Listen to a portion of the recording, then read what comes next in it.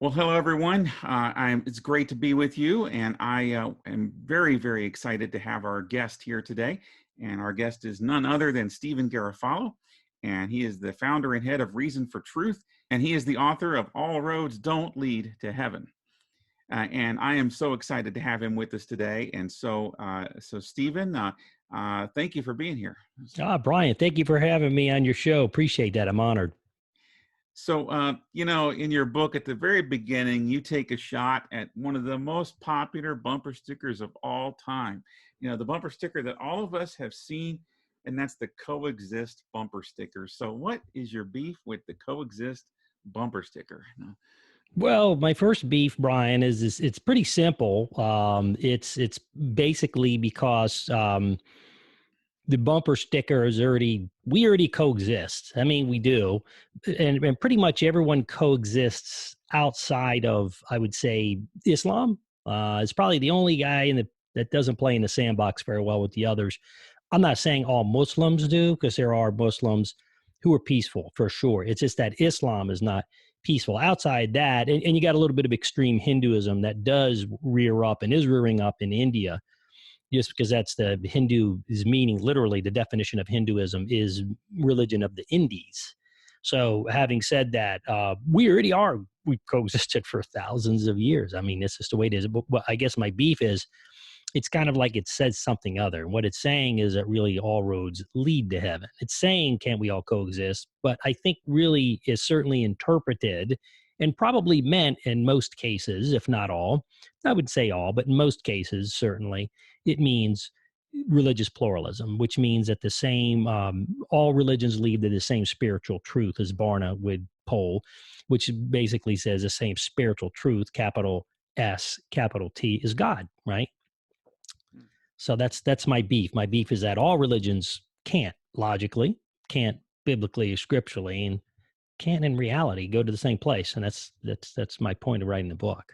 Well, I think Richard Dawkins and Sam Harris and others have said over the years that more people have died because of religion than anything else, and so maybe some people that are using the Coexist bumper sticker would say religions have not done a good job coexisting. But I think you already started to kind of address that. So do you believe that religion is the cause of most human suffering and violence in the world today? Absolutely not. It depends on who you ask. If you ask your modern day philosophers, they'd say COVID-19 killed more people, right? You want to tell me that all of the literally millions of people, tens of millions of people that all the dictators killed didn't exceed what you could blame on religion? And then the other question is really, what do you mean by that? That's the better question is, Right. how are you quantifying that, and how are you blaming religion? Just because a culture has a religious background. By the way, every single culture has a religious undertone. Even China, by the way, is Buddhism. But if you know anything about Buddhism, Buddhism is really atheism at its core. And so it has its own beliefs. So would you say that that's the reason? I guess if you define it as that, I guess what you're saying is really what you believe is your worldview. You might also blame worldviews more than religions and say, well, all worldviews have caused better way to word that. But to blame it, people murdering on Jesus, even if you were a Christian in those cases and you killed in the name of Christianity, doesn't mean that's what the Bible says. And be honest with you, that's true of any religion. Right. So let me pause here then and just give everyone a chance to get to know you a little bit. Tell us about yourself. Tell us about your ministry. Oh, thanks, Brian. I moved from Washington, D.C. I was born in New York City. My father is from Sicily, a little town called Pozzallo, the southern tip. My mom is Sicilian from her grandparents from Marsala. So I'm very Italian, as you know, but I'm American. Born here, Brooklyn, New York, really raised in Washington, D.C., loved the United States of America. Moved in down to Charlotte in 1999 after I married my wife, Heather, and we have 3 beautiful children. And we went and started at Southern Evangelical Seminary in the year 2000, and got to know Dr. Geisler, and school was budding, and just incredible experience that has changed my mind, my heart, my life, my direction in mission. Dr. Geisler wrote the foreword of your book, and tell us a little bit about his influence on you and his legacy on the Christian Mm. community. His legacy is unquantifiable. His legacy is not in any organization, by the way. It's in his students, all of them, me included, amongst many others. That's where his legacy lies, and that's what he said in his own words. I studied underneath him for 19 years. He was my advisor, and he was my advisor at Southern Evangelical Seminary during my master's in apologetics training for 7 years. And he taught me really my first book, Right for You, but Not for Me, A Response to Moral Relativism. He spent about 6 months with me, heavy duty, and really he was always teaching you. If you sat with Dr. Geisler and you're looking at a mouse on the floor, he'd be teaching you something about either the mouse or about running around on the floor. I mean, it's just what he did. He was the quintessential, in my opinion, greatest professor that I've ever experienced and seen. He taught you 3D, and his crowns are multiple, beyond measure, I think, in heaven. But he was my advisor, and so part of my mission is to honor him and train the trainer in handing off what I know to others. And I think that it's great that we have YouTube, we have technology, we have all the stuff that we're doing now. I can't say that there's a substitute for true good biblical and apologetic training by just just watching anything. You got to be careful about who and what you're watching, and how deep that source goes. And I don't say that from a pious position, but I say that from a position of, you don't get truth by just skimming the surface at 2 inches deep and watching a YouTube for 10 minutes. You really got to spend time if you really want to truly know the truth. Dr. Geisler certainly was a brilliant man, and it is a true loss that the Lord. It's our loss, but his gain. The Lord took him home, recently, and I couldn't agree with you more that if you really want to get truth, it's going to take more than just a 10-minute YouTube video or a sound bite or just a bumper sticker type thing, And unfortunately, a lot of people just don't take the time to really study truth. You mentioned that you do apologetics, and so for the uninitiated, what does that mean? Does that mean we go around apologizing for being Christians? How does that work? Yeah, that's a good question. Apologetics comes from the Greek word apologia, which is just to simply give a defense of, in the quintessential verse, 1 Peter 3:15 is, all apologists, pretty much that's the mantra, which is be willing and be able to give a defense for what, or a response to the hope that lies within you, but then with gentleness and meekness, or gentleness and respect. Quite often, you have to be careful. It's apologetics can be academic. It could be more logical, because it is by nature. You're using logic and you're winning arguments. And, people's hearts are not logical creatures. They're more emotional driven, but doesn't mean that you take the head or the heart. You take both. So what we're doing is just bringing us back to defining truth, and really the truth of God, in giving evidence and good reasons for the Christian faith. And then we also have to be loving people. Those two things need to go together. But that's the whole focus of apologetics, is to bring back the logical head of understanding something can be true and it's knowable. And that's the existence of God and the true God in Jesus Christ. Well, speaking of that, it kind of leads to my next question, and that's, your book, All Roads Don't Lead to Heaven. The title itself is inflammatory for a lot of people today, Yes. Especially in Western culture, where we want to coexist and we want to believe that truth is more or less relative, because even though I'm getting the sense that postmodernism is not nearly as popular in academic world circles today as it was 50 years ago, Right. But in pop culture, in popular culture, postmodernism, we're bathed in postmodern thought, and in everyday people and everyday conversations and Hollywood and all that. So how in the world can you say that all roads don't lead to heaven? How can you indict sincere men and women of different faith traditions like that? Well, that's a big question, and I saw that that question's a common question, and that's pretty much read the book. You have to break that down. It starts with truth. How is anything knowable, right? That's and that's what leads you back to how do we know all roads don't lead to heaven? Well, we seek to, in the book, to show not only why all roads or all religions or all gods don't lead to the same place, heaven. We do so historically. We do so biblically.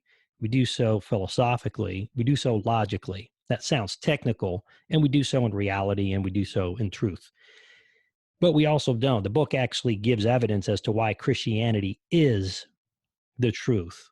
And so we don't leave you there. It's not a book just on defense. That I would find that book to have limited value. So we actually show discovering God in the New Age, what makes this book very unique. Matter of fact, pastors love it. When pastors love your book, it's different than when theologians, apologists, or academics love your book. When they love your book, it's a good book. It's just that most people are not going to read it. Well, it's a short book too. It's not a long book, so it's not like, it's a Talk to Dr. Geisler about that. He said, yeah, because he was always a big book guy. He said, yeah, I know people aren't reading big books anymore. Yeah. I've got a couple of his big books. Yeah, so do I. That I was rather forced at the academic point to read them, which is good. I'm glad I did, because I went through a process that few really would put themselves through. Anybody, it's kind of like basic training, which that's my new book, but basic training, basic training and apologetics for evangelism. But, no one would say, I really look forward to basic training. I'm going to love to get up at 4:30 in the morning and get whooped up and have to run 20 miles. And but you do it because when you're done with it, you're fit, right? And then from there, you know how to lead others to do the same. There you go. But a lot of people, though, get very apprehensive in our culture when people are talking like you're talking right now about how we start with truth and we use logic and reason, and we show that Christianity is the one true path. And a lot of people feel like, why can't you just leave people alone? Let people believe what they want to believe. And hasn't religion, and Christianity in particular, used as a bludgeon to kind of beat people into submission? And you can look at that from an individual standpoint, where maybe parents have abused their kids and beat them over the head with the Bible, maybe not literally, but at least proverbially, and haven't societies throughout history that have prided themselves on being Christian been power hungry and power driven, and hasn't religion been used to get people to follow corrupt oligarchies and dictators and things like that? So hasn't religion itself been abusive, and hasn't Christianity been used as that kind of a tool before? Well, it's yes. Answer is yes, it has been, and it is. Go to parts of the former USSR, right? Even go to Russia. Churches are very welcome there. It's safe to be under the control of the state. The state wants to tell you what to do, and they're going to put in priests that pretty much pull the party line. So there's no freedom. Notice how here today, what's the biggest pushback with COVID-19 freedom? Well, churches are just meeting in cars. Right. You're not going to get sick with your car 6 feet away from somebody with your windows rolled up.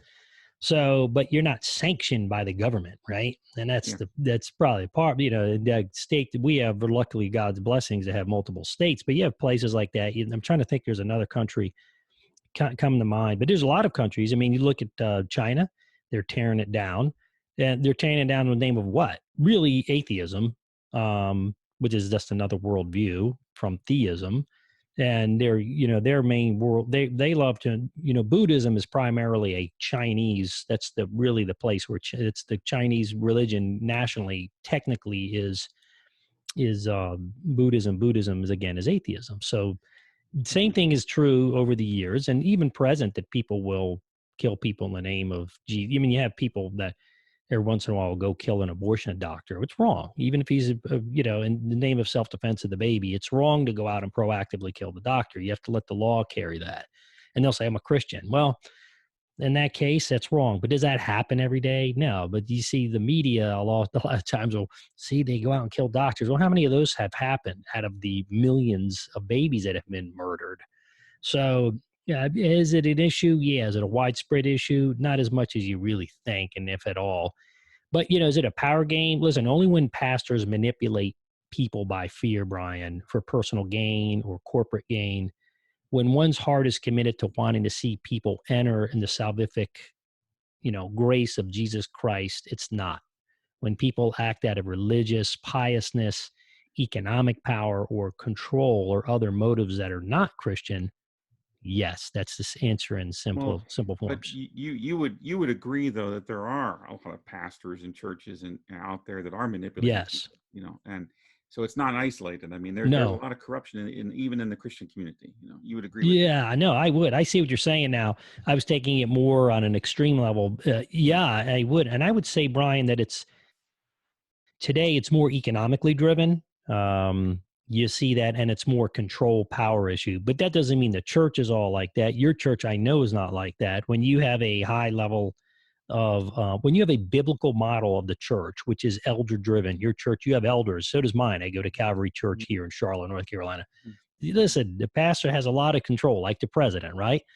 But at the end of the day, the elders and the congregation, which it's you always have accountability in threes, is where the real power lies. Mhm. So if you get, and I've seen a pastor at our church get removed Yeah. before. Um, a lot of times pastors get removed for bad reasons because of gossiping and someone doesn't like the music or something, the worship. So, but yes, do churches manipulate people? You really have to see if the word of God is being taught at your church. That's really Right. the starting point for that. And then the second thing is to make sure that not only that, but they have a biblical model. Now we have a very big church. Most people would know the name down here, and the pastor lives on 19 acres in one of the most expensive areas in Charlotte, and he lives in a 16,000 square foot home. Mm-hmm. And I know people who go to church there, and I wouldn't give my time, talents, or money to that. And now let's just be fair, go to the church. It is really great worship music in one sense, but by the same token, the church uplifts the pastor. And you when you do the kids coloring book, there's pastor. He's in one of the cartoons. I suppose Yeah. there's Apostle Paul. When you see things like that, that's the things you can't drink the Kool-Aid. You got to move on to a different church. Even if the church is bigger or smaller than you want, the key to finding a good church is to make sure they adhere to the Bible and that they have a biblical model of leadership, which is pastor, head, a true accountable board of elders, and then you have the congregation that can vote any and all of them out. Yeah. I'm confidentiality's sake won't go into detail on this, but I'm dealing with a situation right now in our church, and I actually emailed the elders just last night and said, "This is how I'm handling the situation. This is what's Hmm. going on. This is how I'm handling it." Just for accountability's sake, I want to make sure. I think that accountability is very important because you do have some churches where there is no accountability. I mean, it's Hmm. like the pastor is basically the dictator of the church, and whatever, it's usually him, whatever he says is it, and that's dangerous, Yeah. when you have that. So yeah, I'm Yeah, with you on that. absolutely. And you see that quite a bit. And so this church I was telling you about, the big one on the 16,000 square foot home, the point there was that so they have advisors. So they're basically accountable to other mega church Right. Yeah. leaders. Yeah. So it's Yeah. kind of like Yeah. it's kind of like me saying, well, I don't need a board at Reason for Truth by the way I have to by law, but I do so biblically because my board they'll keep me accountable, just as your board would, and Yeah. they are keeping me accountable. But just knowing they're there and can do that, I wouldn't want to disgrace God, but I certainly they've given their time. Wouldn't want to disrespect that. By the same token, it's great that they're there. And So I can yes. I can appreciate that board system that you're talking about. I can appreciate that with a church plant when like when a church is sending someone out to plant a new church, then, Yeah. then there's no way to develop an accountability system with that new church right away. But the idea should be to cultivate leaders in that new church plan so that new Right. church plan can have a healthy system of church governance Yes. there. It's interesting that a lot of evangelicals, and even we're in the Baptist tradition, both of us are very familiar with that tradition, and a lot of evangelicals will criticize other denominations that are very hierarchical. Hmm. But then in our own way, we will mimic some of those hierarchical structures, that Yeah. actually in some cases resemble more business models and corporate, CEO type arrangements than they do. any kind of healthy church governance that you Yeah. see in the Bible. So And that's a it's whole nother interesting. discussion is had the It structure is, of the yeah. church. And unfortunately, the church has taken on more of a corporate model. But that goes back to the nature of truth, right? All roads Yeah. don't lead to heaven.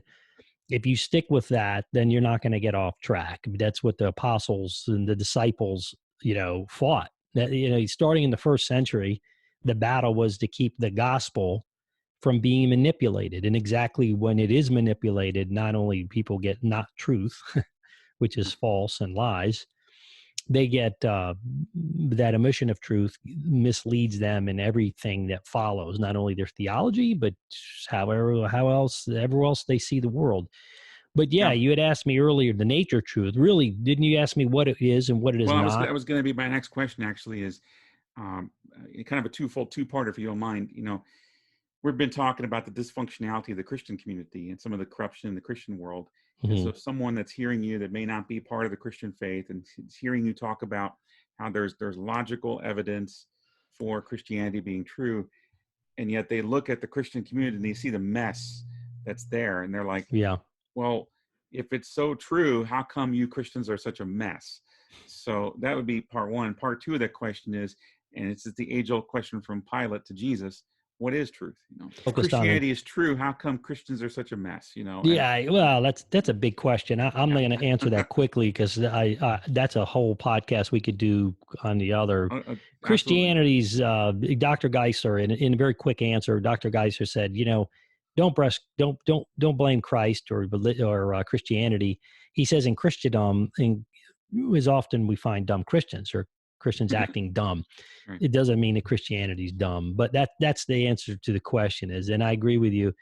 There's lack of civility. There's yeah, selfish ambition. It's amazing that I'll see it on levels today that I don't recall seeing it before. Everybody's a rock star. Everybody wants to be the man or the girl, or the man or the boy, the girl, whatever it is. That they want to be the person, the expert. The whole point is to give it away, but don't forget some people have more than other people. If you have somebody who is just a mimicker or doesn't understand the information, then they tend to get a little bit more selfish ambition in relating into that. That's what I'm seeing. And so you're trying to pour into people, and that's a hard issue though. So yeah, Christendom, don't act dumb. Let's make sure that we represent Christ in the scriptures properly. Second part of that is what truth is. I write in my book that the nature of truth is what it is and what it is not. Now, mhm, there's three great enemies, and I write about this in my book. There's three great enemies, Brian, of absolute truth in our times: relativism, pluralism, and naturalism. The first two, which are relativism and pluralism, these two deny the absolute and exclusive nature of truth. The last denies all supernatural truth, and all are fatal to Christianity. And you can read the book to speak mhm, more to that, but I will say reality in layman terms that everyone can understand. First, truth is what corresponds to reality. It includes the fact that truth is transcultural. It means two mhm, plus two equals four for all people. I mean, if you're in Spanish, one of the Central South America, dos and dos equals cuatro, right? I mean, I mhm, don't care if Martians existed, this and this would still equal this, right? right, So truth is what corresponds to reality. Secondly, truth is telling it as it really is what you were alluding to there in John 18:38. Pilate asked Jesus, what is truth? And this indicates, first of all, Pilate knew some truth. First of all, by telling the screaming mob that he could find no fault in Jesus. right, Remember, he washed his hands. Pilate was yeah, telling it the way he is. He said, "I don't. This guy's not, right, basically guilty, but this is what you want. Every year I let a criminal go. Technically, but the blood's on your hand. Telling it the way it is. This is a real problem today with political correctness. yeah, It's on. Everyone's on Donald Trump. Now, I'm not going to say right or wrong, but so the president gets up and calls it a Chinese virus because it came from China. Well, mhm, did it come from China? Is it originated in China? It's a Chinese virus. That's the truth. A lot of people say, well, that's kind of offensive. Probably not good international relations. I'll agree with that, Brian. But right, at the end of the day, it's not how you feel about it. Is it from China? Is it a Chinese virus? Okay. yeah, Anyways, you could debate the parsing out the words of that. I'm just making that a good example. People can't handle the truth today, and the bigger truth is they can't handle the truth about who, Jesus Christ is Lord and Savior. They can't handle the truth that morality is absolute based on God's words. They want sexual freedom, and when they mess up, they want to be able to get abortions at the tune of millions, tens of millions, because they want to live life on their terms. That's what it comes down to. But okay, telling it is truth is, again, what corresponds to reality. Number one, truth is telling it like it really is. Number two, but number three is truth is what is. The earth is round.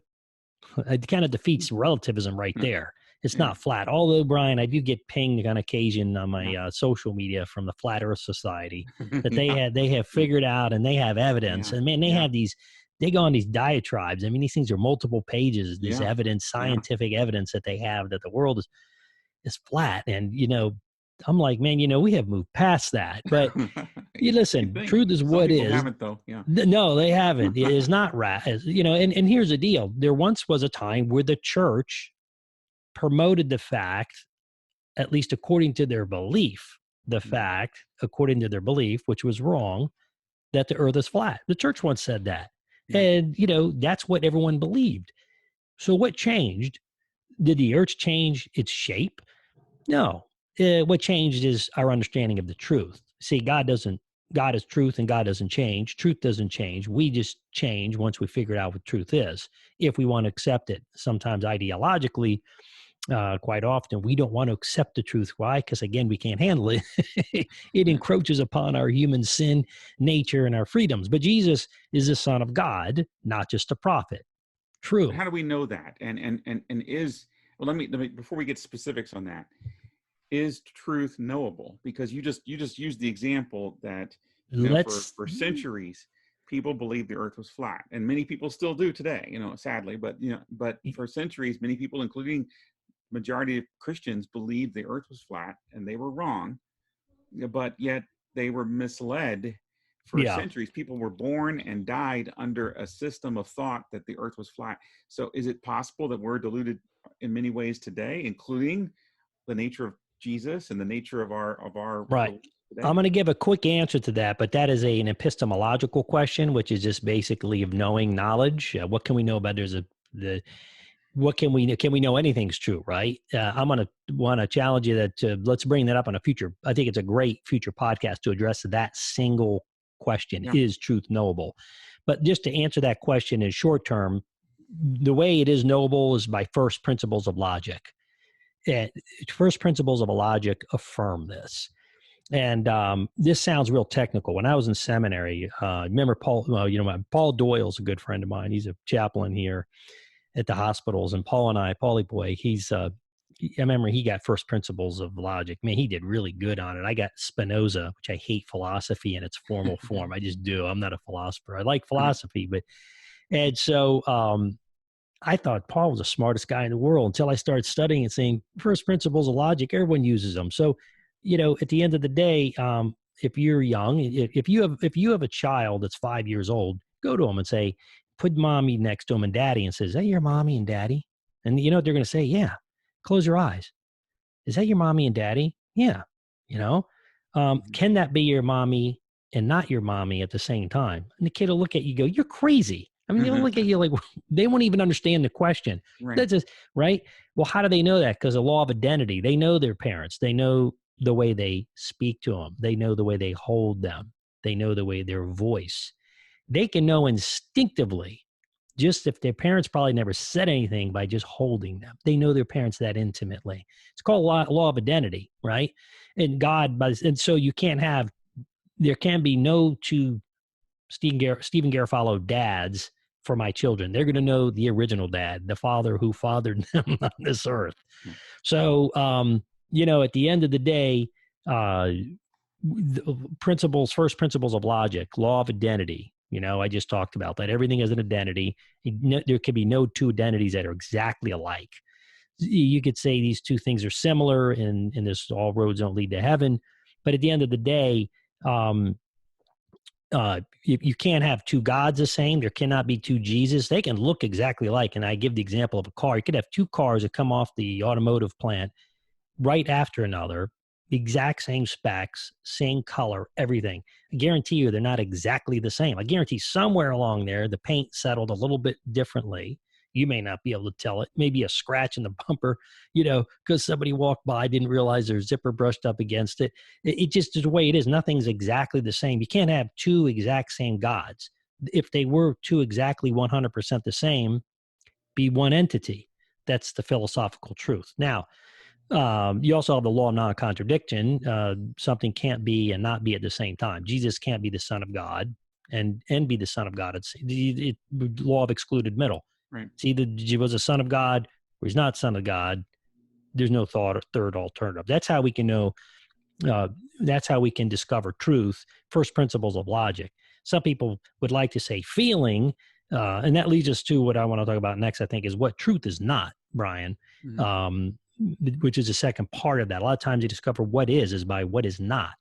And so that is a big part of how we discover the world. We can understand. I was watching TV news channel. It was a conservative channel, Tucker Carlson. It was amazing. And he put on this guy, and he wouldn't even say his name, but he got up. He was, this guy's on national news, and he's actually saying,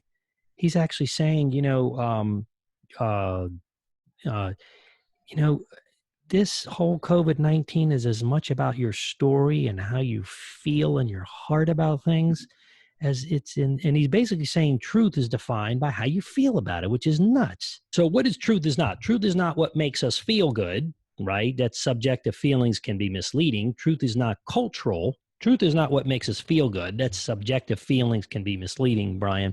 Truth is not cultural. It's right. It's transcultural. 2 + 2 = 4 for all cultures at all time. That's the truth. Truth is not invented. It's discovered. Even F-18 and all our new technology nothing's been invented. We've just discovered it. God knew it from eternity. He's eternal and he's omniscient. So truth is not what is comprehensible. You see this. A lot of youth are getting off track. One of my students texted me a few years back, said, Steve, you have to disprove Neanderthals and hobbits, exist. So I said, listen, at the end of the day, you the onus is on you to prove that they existed in the first place. So I said, what are you watching? Nat Geo, Discovery Channel, which one is it? And sure enough, that's where she was getting her confusion from. National Geographic used to be, and it still is, a good source of information, but it's so politically ripe as all the other Discovery Channel, all the media, with putting down Christianity, and they fabricate untruths, and they basically get experts on, what they call experts, and they may on occasion actually put a good expert on there. But look at it this way: we shut the economy down based on the comprehensive opinions of the medical and political community, based on algorithms that predicted the spread of the virus, which, to be honest with you, Brian, turned out to be really wrong.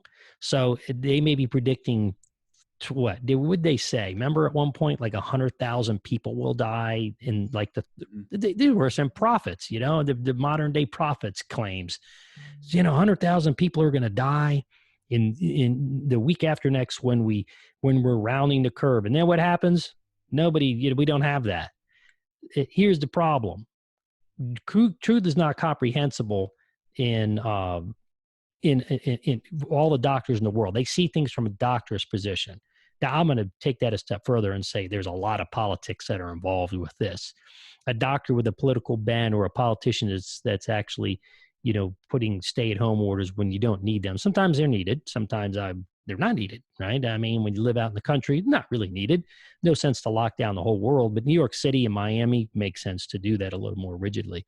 But the point is, it's not the truth, go through, and people are starting to see that with the COVID-19 and seeing that there's the information, whether that was done intentionally or not intentionally, they're beginning to see the truth because the truth begins to surface. They're not seeing people die.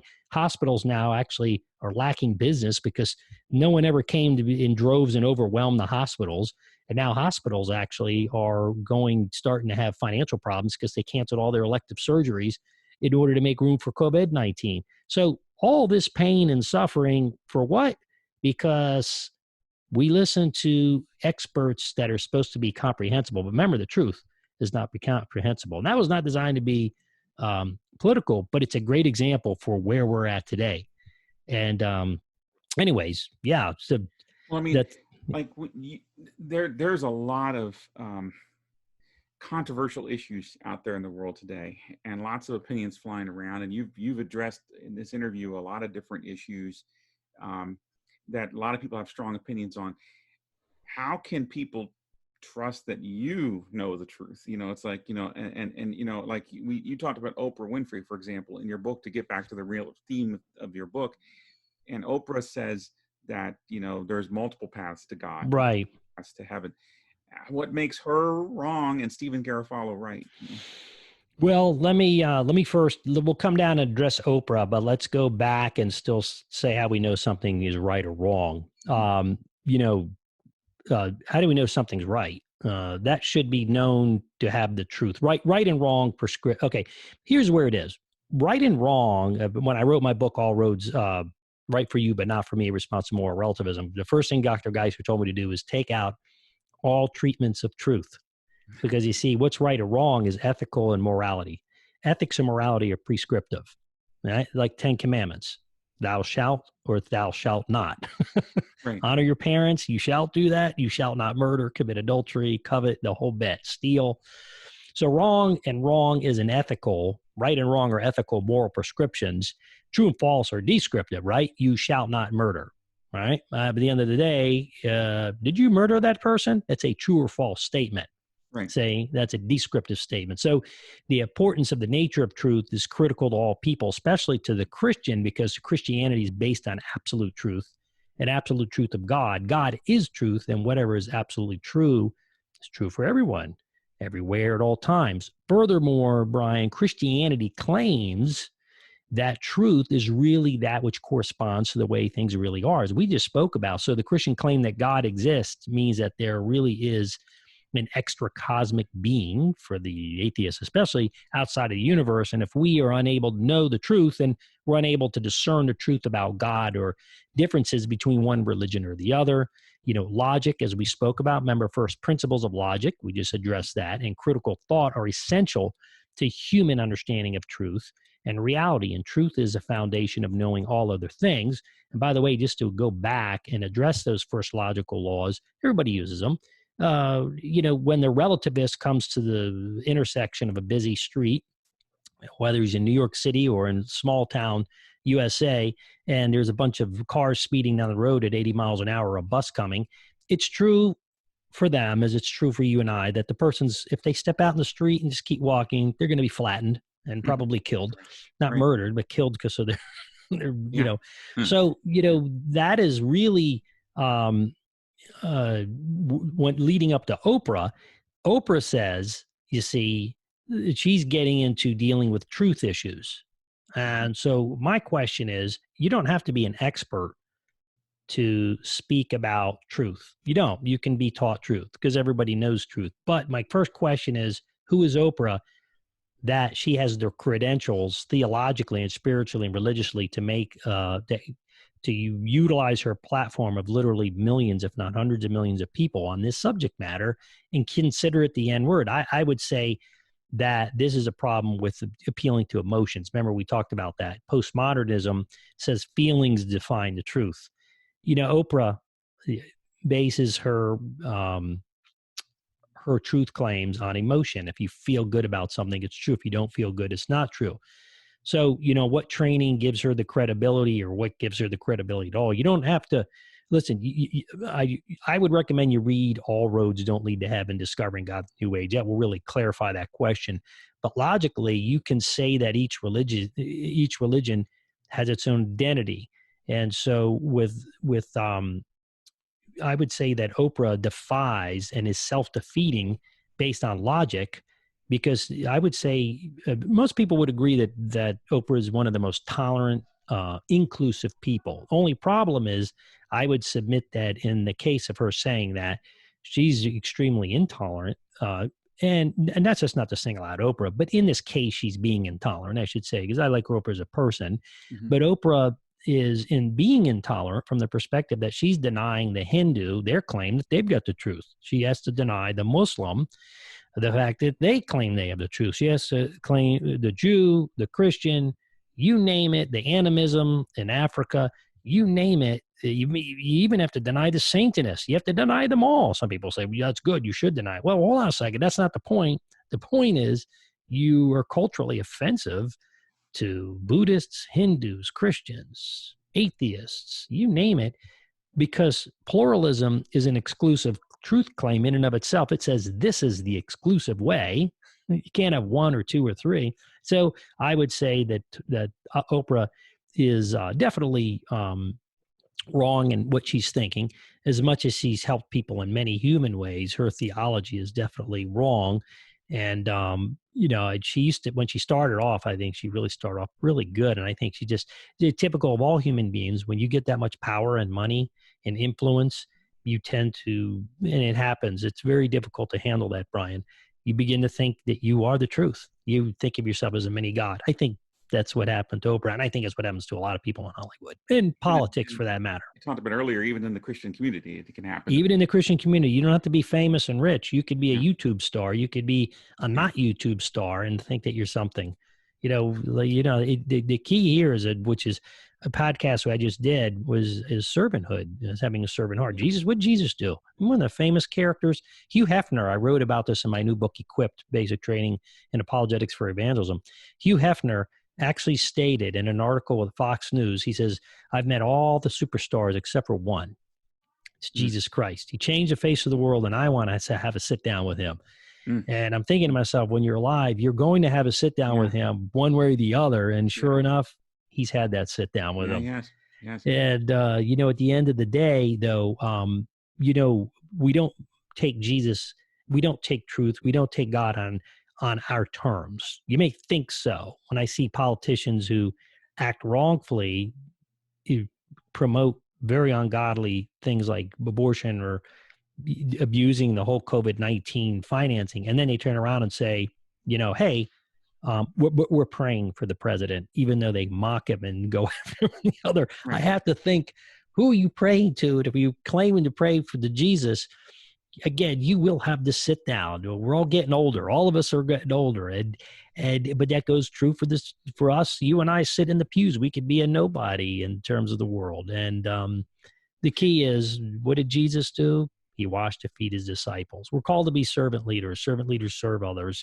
That's true leadership. Abuse of power is called totalitarianism. Well, we would agree Jesus was a servant. Yes, he was. We would agree that he manifested love. Yes. And so wouldn't you agree that love is the highest truth?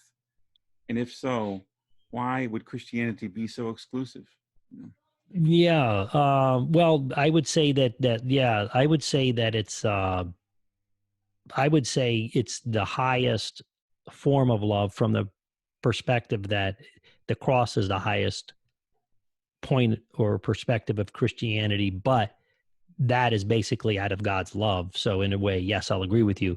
It's out of God's love that he sent his only son, right. To die on the cross for our sins. And the only way it could happen for all time. So yes. And that's why Christianity is the truth. No other people, it's amazing how people will try to find truth or define the truth on their own. You can't do that. You have to come to God. He's very graceful.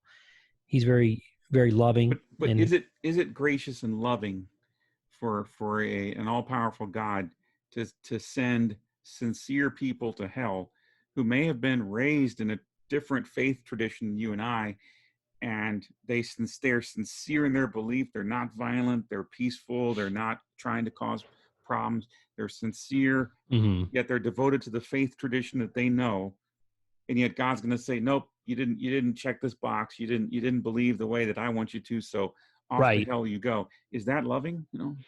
Yes, it is. In a sense, it's loving from the perspective that, and we're going to talk about that. I think, what about those who kind of never heard about Jesus is kind of what you're alluding to. Right. And I want to address that in a minute, but it's loving from the perspective that God disciplines us as his human race. And from the perspective that I would say it's not loving, it's his justice. So it's loving for those who did accept Jesus and didn't reject him in that perspective, but it's justice. God has two sides to him, his love and his justice. They're both equal, by the way. His love is no greater in terms of his essence theologically than his justice. And we often in America, we have it so easy for so long. We just see God's love and that just trumps all things, you know? And so God's justice is very real. But so an all loving God, you know, think about it as a parent, when you love your child, you discipline them. The more that you discipline them rightfully, it's because out of your love. It takes your energy. It takes sometimes, you know, your emotional energy, your physical energy. It's easy to let your kids just run wild. You know, my mom was a great example of that. She was just as loving, Brian, as she was just. You can play with my mom, man. She was Sicilian, bad to the bone mama. That actually, you know, and then she'd, you know, but, you know, an hour later, she'd give you a hug and a kiss and say, I love you. No, don't do it again. You're going to get it again. And I understood that language. But why is Christianity exclusive? You know, just because the vast majority of people in India believe that Hindu faith doesn't, if Hindu faith doesn't make it true, Brian, doesn't make Hinduism truth, or that it is the truth. Just because the majority of Americans believe themselves as Christian doesn't make Christianity the truth. And, you know, Jesus proclaimed that he is the truth and the life, and no one comes to the Father except through him. You know, Jesus answered, I'm the way and the truth and the life. No one comes to the Father except through me, in John 14:6. And in verse 7, Jesus goes on to proclaim that he is God. And if you really know me, you will know my Father as well. From now on, you do know him and have seen him in Jesus Christ. John 14:7. And Jesus said that by seeing him, they have seen God. That's the Father. That is he, and Jesus is the truth. This leads us to look at really what the Bible says about, you know, God and being the truth, which leads us really, those who have never heard, right, of the Christian faith or Jesus. Good example, you and I were talking about this, the Ethiopian eunuch is my favorite example. Acts 8:26-40. You can read that story. What does God do? He sends Philip, and he commands Philip, rise up, he says, and go to the south to the road that goes down from Jerusalem to Gaza. Now, notice how God didn't give him all the details, you know, up front. He just said, hey, go on this. And you see this with missionaries. You hear this story over and over. Why did he send this Philip there? So the Ethiopian eunuch was, by the way, a court official. He was assistant to Candace, the queen, and simply his job was really, he was a CFO of her wealth. So he's going in this caravan. Well, it doesn't talk about the caravan, but culturally, if he was going on those roads with that much money, he probably would have been part of a caravan that was moving along. And that's an interesting. I was looking at this verse some months ago, last summer. And so the queen's treasure, he's looks over that. And what is he doing? He's being carried along, and what happens? He pulls up, and what is the eunuch, the Ethiopian eunuch doing? He's actually reading Isaiah. He's reading the word of God, and God commanded Philip to go over and join the chariot. And verse 29, Philip obeyed and shared the truth of Christ in the story. You can read the story for yourself, but the bottom line is, he says to Philip, he says to him, I get it, but I don't really understand if no one's to explain it to me. That's what he says to Philip. And Philip says, well, that's what I'm here for. And he explains it to him. And then what does the eunuch do? He says, man, hold on a second. What's holding me back from being baptized? He pulls the chariot off the side, finds a stream, and what happens? Philip baptizes them, and he goes away joyful. I mean, you know, the human mind and emotions, Brian, often seek the path of least resistance when we're seeking God. You know, there's limitless options for choosing a God to follow. You see the eunuch here. The bottom line is, God is going to show up. He's going to show up big if you ask him to. I went on a missions trip to Romania, and I asked a girl, she was my guide, and her name was Camelia. And I said, Camelia, how did you come to know Jesus? She said, I was doing a book report in Romania when it was under communist rule. The Bible was illegal, but she read it as in high school, just as a textbook. She says, she got saved just from reading it. So God shows up. What I think is going on in the Middle East is very interesting, where you completely close off Christianity. And it's very difficult to even get missionaries in there in many countries in the Middle East. Jesus is showing up in dreams. And I think it's true. I think he is. I think he's showing up in dreams. And I think that's, you can't keep Jesus out. So whether it's in a dream, whether God sends a missionary, that you've seen, I've heard, watched a great film in one of my first classes in seminary. And, they were eating each other, cannibalism and witch doctors. And they said, we knew there was a story of a big boat. We knew there was a God that would send, basically someone, his son, to, they knew the basic sheddings. It was in their heart what they knew, but they said, you've clarified really what we knew already. Why? Because God, when you seek him, will send somebody to clarify the truth. And then you have a choice to reject or accept him. And one of the problems is with so many youth leaving the church today is a simple fact that people today, they have too many choices for pleasure. That is, if kids had to work their way through college and really had to focus not on partying and living life for strict pleasure. And by the way, adults too, that's perhaps what this COVID-19 is designed to bring, some, at least not brought on by God. I don't believe God can do evil, but allowed by God to bring some sobriety and a pause for us to get our heads on right. We talked about this in the past podcasts, is that you had people playing football for $30 million a year. Really? And you got a school teacher squeaking by on $35,000 a year. You got a problem there. There's a problem in culture. But at the end of the day, Brian, there are limitless options in choosing a God to follow. Well, I think you and I would agree that neither of us are claiming to be prophets. And so neither of us are going to presume to say that God brought this because of X, Y, or Z, but yet both of us agree that God allowed this pandemic to occur and can redeem and use it, for his purposes. And one of those purposes is a wake-up call. I think, it's like, it gets people to pause and reflect on what's most important in life. Couldn't agree with you more on that. I also want to just emphasize for our viewers that the point you're making is that God's going to show up for the people that God needs to show up for, and that God knows, nothing escapes God's notice, and no one escapes God's notice. And so it's not like God's going to make some mistakes and forget about so-and-so over here who really needs to hear the truth and was never given an opportunity. God's going to show up for who he needs to show up for. I want to serve up a softball question for you, because I think there might want to kind of clarify a point here. That is, we get back to the people that were raised in a different faith tradition that are sincere. And is it loving for God to send those people to hell if they haven't accepted Jesus? And I just want to, you started to talk about the justice of God, and I want to flesh that out just a little bit here as we close out the interview. I want to flesh that out just a bit, because do you believe that God sends good people to hell? Oh gosh. Well, first of all, the scripture is very clear. The only good person that ever lived on the face of the planet is Jesus.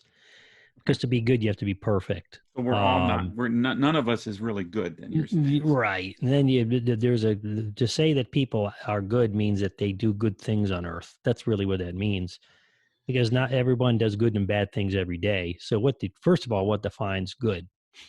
Only God is good. And so at the end of the day, it's not, is it loving? Is it loving? That's only half the equation. Again, it's just. And we tend to want to make God what we want him to be. Dr. Geisler used to say, and he's quoting someone else, he says, God created us in his image, and we've been returning the favor ever since. And he said, what happens when you pet the cat? He does what? He purrs. Yep. He says, what happens when you pet the cat and the opposite is fur? Right? Yeah. In other words, culture's real happy when you're coexisting. Dan, hey, listen, it's easier to say all religions lead the same place. Let's not argue about it. But that doesn't help you in eternity to be separated from God, and it doesn't help you to understand the truth. So is it a loving thing? It's loving thing from the perspective that you've rejected God's love. And if you've rejected God's love, then there's consequences. Our culture right now really is in rebellion from God's consequences and his judgment. But they can do that while they're here on earth to some extent, to great extent. See that with politicians a lot of times, above the law. See that with pastors who act in ways that they think they're above the law of the church, sometimes the law of the state or the federal. laws. And you see that in our own lives, right? Sometimes we think that we're actually pretty good. And, there are days where I got to admit I'm better than others. But every day I'm a sinner, and therefore God's mercies are new every morning. And I'm grateful for that. And there are days that I have to admit where I don't do as well as I do. And I thank God for those days, because it keeps me humbly reminded that I'm an imperfect person. By the same token, my dependence is on Jesus. And I can't lose my salvation, but I certainly strive to serve him rightfully. So, at the end of the day, is it, we can address that further, but that's the way I'd answer the question right now. Is it loving? It doesn't have to be loving. It's like saying God has many attributes. Does it have to be just one of them? Is it mean that God is just? Well, in this case, you've fallen under God's justice. But before you fell under God's justice, his love was beaming in your face. You rejected it over and over and over again. Why? Because God made you and I in his image, and we had a choice, right? We had a choice to make him into our image, or to get on bended knee, confess that we are not good, truly, and accept him and follow him and confess our sins daily and seek him rightfully. So I don't know if that answers your question, but that's the way. That's a great answer. And I want to echo what you said earlier. I will be probably doing more of these podcasts. Stephen and I talked before this interview about that. And I think we should chase that question, is truth knowable? Because you're right, that deserves its own session on that. I want to also echo what Stephen said, that if you really want to chase these points, because this has been like a very broad overview where we touched on a lot of different things very briefly. If you want to chase these, and I would encourage you to do so more in depth, I'd encourage you to get Stephen's book, All Roads Don't Lead to Heaven, where he lays all this out in a systematic way. And it's not a long book. It won't take you long to get through it. And I know people are busy today, and Stephen wrote his book with busy people in mind. So it's pretty easy to digest book. It's got some deep truths in there, but it's not tough to read. It's not like a War and Peace type thing. And I also would encourage you to read his first book that he's alluded to as well, Right for You, But Not for Me. Is the Case for Moral Truth? Is that the subtitle on that? Right for You, But Not for Me, a response to moral relativism. A response to moral relativism. Okay. And that book is also a great one that really gets into the truth questions and truth issues in ways that we don't have time to really get into on this interview. But I encourage you to get both those books. And tell us, if you don't mind, as we close out, tell us all the books you've written and give us like a quick snapshot of what each one's about. And then tell us about how people can get to know your ministry, where they can go, how they can support your ministry if they would like to do that. So, Brian, I appreciate that. So the first book is the last book you should read. I came out of seminary, Right for You, But Not for Me, a response to moral relativism. And if you go to Amazon, you can see, if you go to the author's page, you'll see them all there, or just put books by Stephen Garofalo. Second book I wrote was All Roads Don't Lead to Heaven. Basically, the meat of that book came out of, the first book. Dr. Geiser said, you have to take out at least 2 chapters. And I knew what he was saying. He was being very graceful with me. He was saying, and I took out 4 chapters, and that became the centerpiece for the book, All Roads Don't Lead to Heaven, Discovering God in the New Age. Then we just released a little over a year ago, Equipped, Basic Training and Apologetics for Evangelism. What happens, we're answering the greatest questions, some of the greatest questions that are asked of Christians or the Christian faith. And Josh McDowell was gracious and wrote a nice foreword for that on that book. And you can get that as well. I would recommend reading All Roads first, Don't Lead to Heaven. Secondly, Equipped. And thirdly, I would recommend go ahead and then getting into the moral relativism, Right for You, But Not for Me. Now, having said that, the end of the summer, by the end of the summer, we're going to be release a new book, which is just a workbook for Equipped. And so people who want to learn that as well, we're going to have a program set up anywhere around the country to be more involved with Reason for Truth and teaching that material. And you can go ahead, if you're interested in being part of that. You can go, and on the website, there's a Reach Us page, or you can email info@reasonfortruth.org. You can check that out. But that's going to be released here in just a few months. Real excited about that, because we really want to train you up as the listener and the watcher of this, we want to train you up to really be go out and into your native environment and spread the truth. And you have a podcast, and want to tell us a little bit about that, and then anything else you'd like to say about how people can support your ministry? Thank you, Brian. Yeah, we have the it's a Reason for Truth podcast. You can go on the reasonfortruth.org or reasonfortruth.bible, just hit the podcast button, and you can subscribe if you're an Apple user on Apple there, and then you can also go on Spreaker if you are using an Android. But we're on a lot of different platforms: Spotify, iHeartRadio, as well. And then we have a YouTube channel, which is really good, and we'll put this up as well on the YouTube channel on MP4 for video. So we have a Wednesday release for videos. But yeah, anybody would love to support us. Boy, we'd be grateful for that. We're a very low pressure ministry. I just don't believe in making money the centerpiece, but it is a necessity of running the ministry. And you can do that by going to reasonfortruth.org /donate, or just hit the donate button. We are Compliance One. Basically, it is the highest compliancy in planet Earth, on planet Earth. And so you can go in there and sign up as a one-time gift, or certainly we'd love for you to stand with us monthly, because that really is more than just financial. It's a huge encouragement to us, and it allows us to continue to do the mission we do. And we thank you for that. Thank you, Brian.